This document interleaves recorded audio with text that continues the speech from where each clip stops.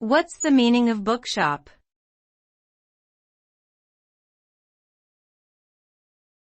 Bookshop.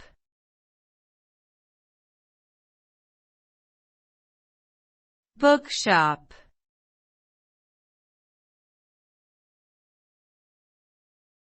Bookshop.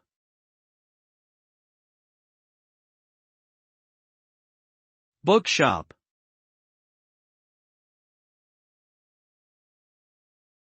A bookshop, also known as a bookstore, is a retail establishment that sells books and sometimes other merchandise such as magazines, newspapers, and stationery. Bookshops come in a variety of sizes and styles, from small independent stores to large chain stores. They can be found in numerous locations including shopping centers, airports, train stations, and online.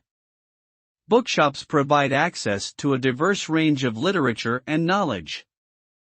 They are a valuable resource for readers and learners, providing information, entertainment, and personal growth opportunities. Overall, bookshops are essential cultural institutions that help enrich people's lives and promote literacy.